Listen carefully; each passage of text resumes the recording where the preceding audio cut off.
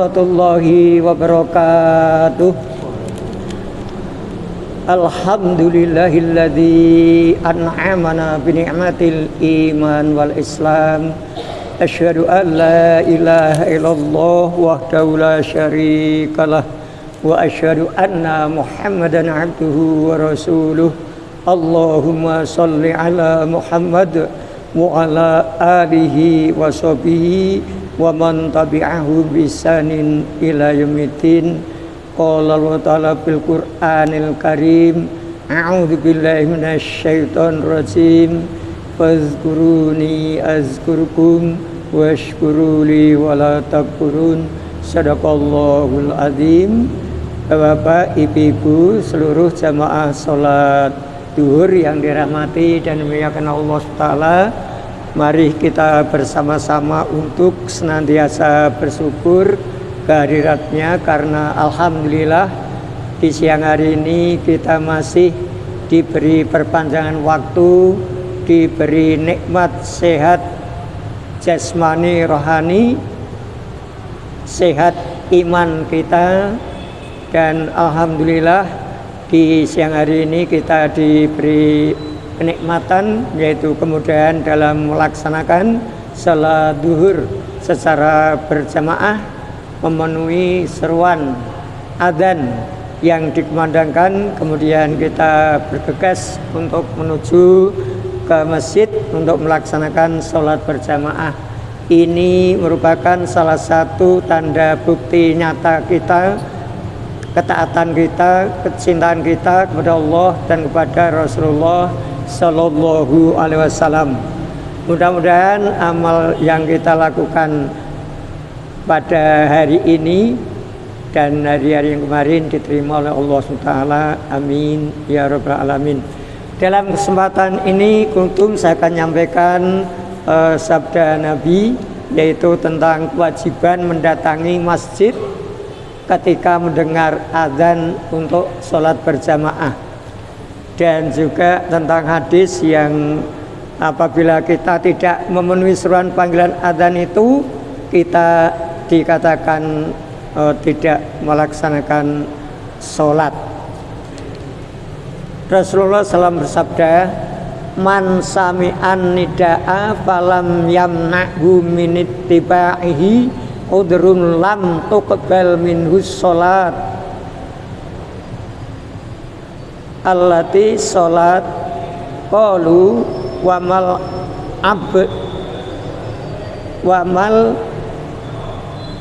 abdur qala khaufun au maradun.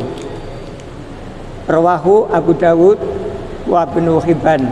Artinya, barang siapa mendengar seruan azan serta tidak ada uzur yang menghalangi ia memenuhi seruan azan itu, tidak diterima sholat yang ia kerjakan. Sahabat bertanya, apakah gerangan uzur itu atau halangan itu? Nabi menjawab, takut atau sakit. Hadis riwayat Abu Dawud, Abu Hatim, dan Ibnu Hibban dari Ibnu Abbas dalam kitab Taisir Usul juz 2 halaman 264, As-Shalah halaman 97. Berdasarkan hadis ini, Bapak, Ibu, seluruh jamaah salat duhur yang berbahagia, bahwa siapa yang mendengar azan di tempat adzan itu, baik itu di masjid ataupun di musala, untuk manggil sholat berjamaah, tetapi mereka tidak mau mendatanginya adzan tersebut atau tempat adzan tersebut, maka ia dikatakan tidak ada sholat baginya. Artinya sholat yang dilakukan di rumah itu dianggap tidak mengerjakan sholat, kecuali kalau ada uzur atau halangan.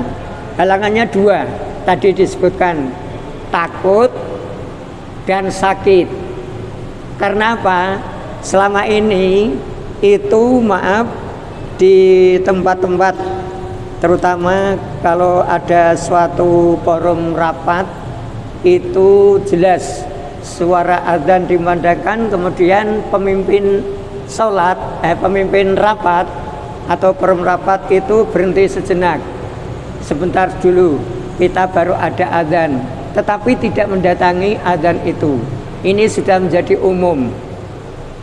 Padahal kalau berdasarkan hadis ini, itu sholat yang ia lakukan karena tidak mendatangi tempat azan untuk sholat berjamaah itu dikatakan ia tidak ada sholat baginya, dengan alasan sholat zuhur kan waktunya panjang, sholat isya waktunya panjang, termasuk di forum ibu-ibu ini kalau ada pertemuan PKK waktunya dipepetkan, setengah 5 belum datang, jam 5 baru datang, maghrib masih cerita apa yang dibicarakan. Dia alasan juga, toh maghrib nanti waktunya sampai sebelum isya. Ini yang menjadi kebiasaan untuk ibu-ibu. Nah, oleh karena itu bapak-bapak, ibu-ibu, dengan adanya hadis tersebut hendaknya menjadi perhatian bagi kita, kecuali kalau sakit. Nah, tadi sakit dan takut. Kenapa takut? Bisa juga karena ada sesuatu yang menurut dirinya dia itu menjadi takut, dia tidak harus mendatangi tempat adzan itu. Tapi kalau tidak, kita datangi tempat adzan itu. Ini yang pertama. Kemudian yang kedua, Ali bin Abi Thalib radhiyallahu anhu berkata, man sami'an nida'a min khairanil masjidi falam yujib wa huwa shahikum min ghairi udrim fala sholatalah. Barang siapa dari tetangga masjid ataupun musola mendengar suara azan lalu dia tidak memenuhi azan tersebut sedang ia sehat, tidak udzur atau tidak ada halangan, maka tak ada sholat baginya. Hadis riwayat Ahmad dari Ibnu Mas'ud, As-Sholah Ibnu Qayyim. Dua hadis.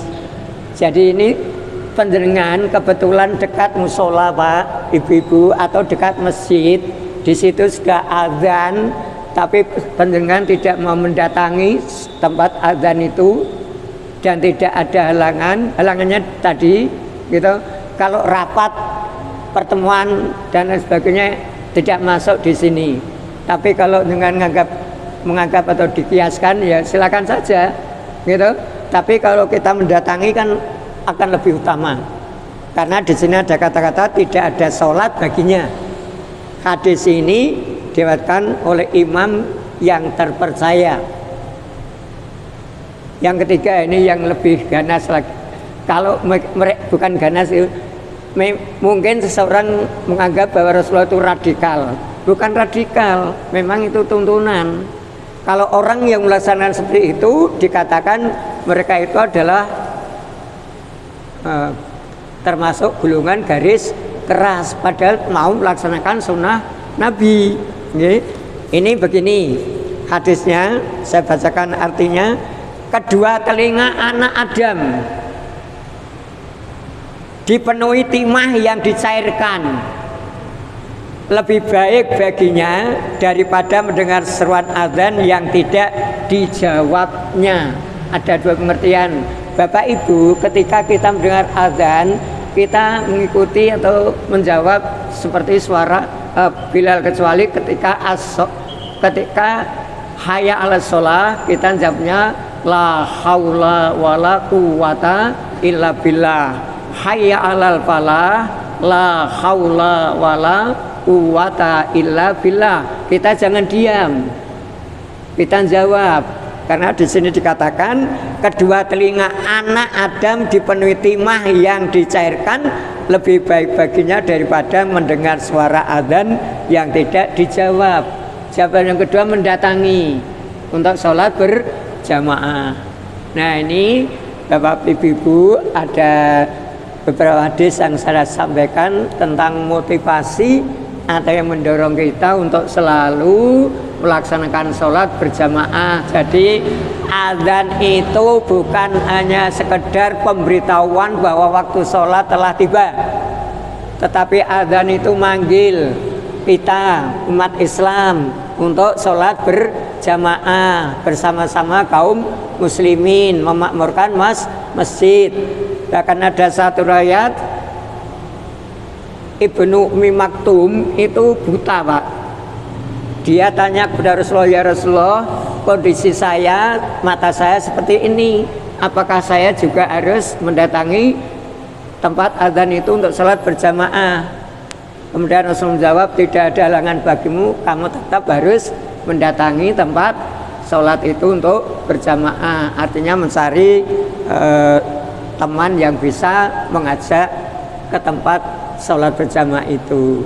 Demikian Bapak-Bapak Ibu-Ibu, beberapa sabda Nabi saya sampaikan tentang pentingnya kita untuk selalu melaksanakan sholat berjamaah, karena jangan sampai besok ketika saat kita detik-detik ajal kita kemudian menyesal, kemudian minta perpanjangan waktu kepada Allah untuk melakukan amal soleh, terutama sholat berjamaah ini. Demikian kurang lebihnya saya maaf, mudah-mudahan bermanfaat bagi diri saya dan kepada seluruh jamaah sholat zuhur ini, dan mudah-mudahan jamaah di Masjid Raya Candi Lama ini istiqomah dan konsisten nggih. Bapak-bapak yang kerja begitu jam 11 sudah lebih seperempat istirahat, kemudian menuju ke tempat sholat untuk berjamaah walaupun belum mendengar adzan, karena sebentar lagi ada suara adzan. Demikian kurang lebihnya saya maaf. Akhir kata, nasrun minallah wa fathun qarib. Assalamualaikum warahmatullahi wabarakatuh.